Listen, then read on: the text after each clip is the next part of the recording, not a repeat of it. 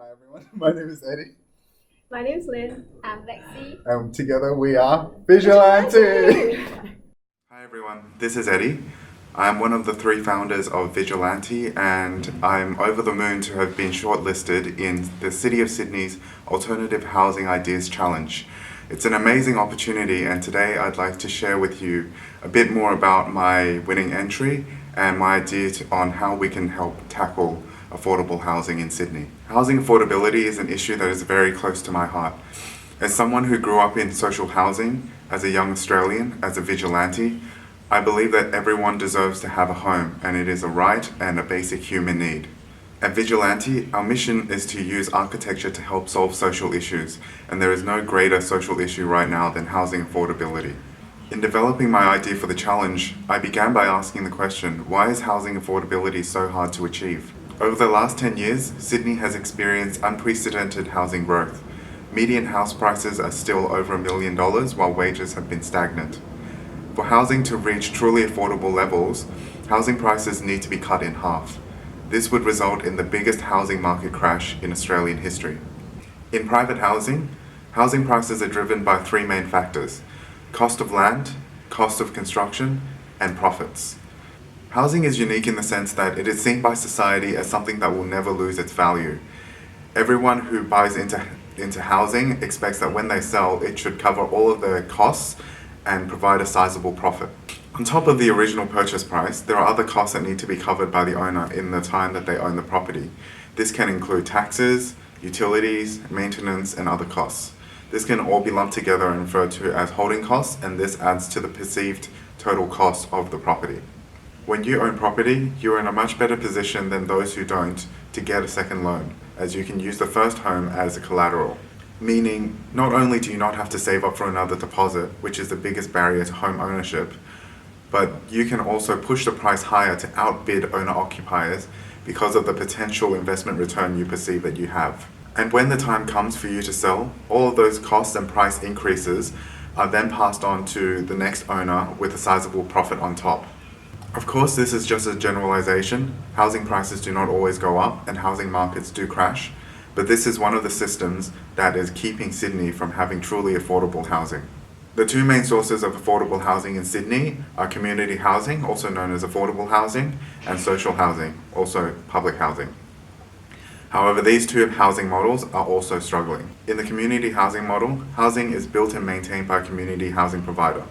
To get land to build on, the housing provider can either go out to the private market and compete with developers who have much deeper pockets and much higher investment returns, or the more common method, which is to use land that is donated by the government at low to no cost. This land is generally leased on a long-term basis and not sold, as the government wishes to retain ownership of the land. Most tenants of community housing are then subsidized by a federal rent assistance program that covers the difference between their rent and market rent.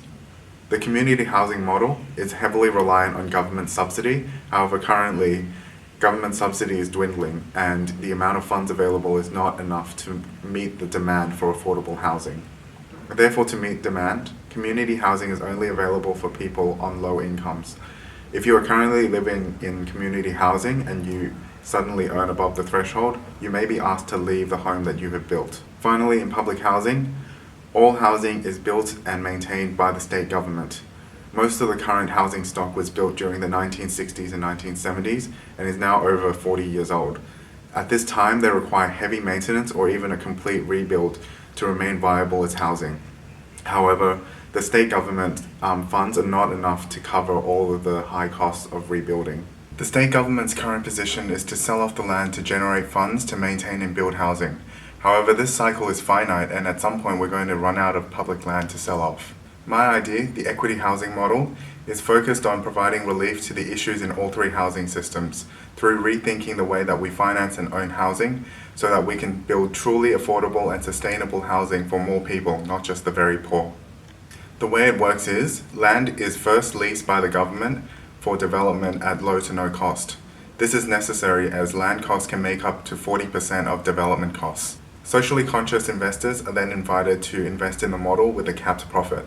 This is to ensure that housing prices are not driven by profit, but based on the real cost of development plus a capped profit. Any cost savings that we are able to make during the construction and development process can then be used to directly reduce the final housing price. People who are interested in buying or leasing into the housing model are asked to pre-register. The register helps to reduce the risk of not being able to sell the housing once it's built, and also reduces the time between completion and sale and make it a more attractive and lower risk investment for investors. During construction, costs can be reduced by removing things like marketing costs and using practical and durable materials. Sustainability and livability can be put at the forefront, and future residents are encouraged to provide input into the design of their future homes. Housing built under this model will be a mix of light lease housing, affordable housing, and social housing. 60% of the housing will be life lease housing, where ownership of the housing and land is never sold, but only leased. This lease will cover for a lifetime or a fixed term, whichever is longer. This is to ensure that you have your home for life, but public land is never sold and lost. In return, housing can be sold at a much lower price and priced at 5 times median household yearly income, which is a recognized measure of affordability. Current estimations put that at about 60% of what you would pay on the private market right now. The revenue generated from the life lease housing will be used to pay back the social investors for the development costs of the building, plus a capped profit. 40% of the housing will be affordable and social housing, which will function much the same as they do today. However, all housing within the building model, regardless of tenancy type, will be physically the same. This is to ensure the health of the new community and ensure that there is no income and wealth discrimination based on tenancy. Affordable housing rent will be capped at 30% median household weekly income or 75% market rent, whichever is lower. This is another globally recognized affordability measure. The rental income from affordable housing will be used to cover the maintenance costs for both affordable and social housing for the life of the building. Social housing tenants are generally on the lowest incomes and can be comprised of the elderly, the disabled, or otherwise challenged people of our society. To make sure that they are taken care of, their rents are charged at 20 to 30% of their actual income. However, all of the development and maintenance costs have been covered by the other tenancy types, so therefore their rental income is just additional and is not required for the longevity and sustainability of the housing model. The main point of difference of the equity housing model compared to other housing models is what happens to tenants when their circumstances change. Under the equity housing model, if you earn more, you pay more rent. If you're in affordable housing and your income increases, then your rent increases up until market rent. Similarly, if you're in social housing, if your income increases, your rent increases proportionally.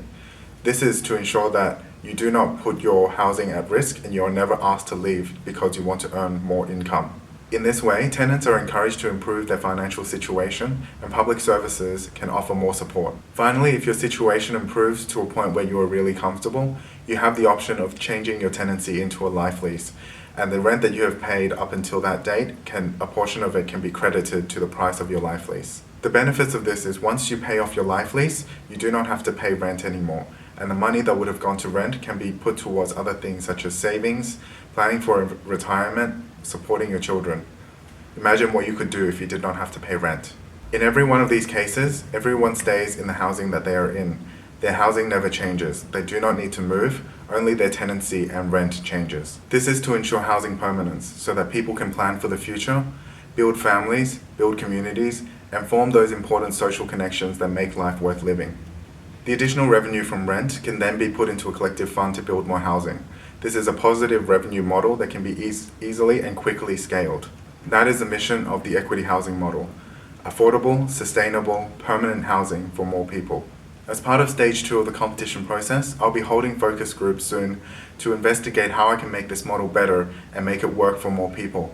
If you are interested, please follow the link below to sign up. Thank you for your time and support. Please share this video as widely as possible, like and follow our Facebook and Instagram pages, and stay updated.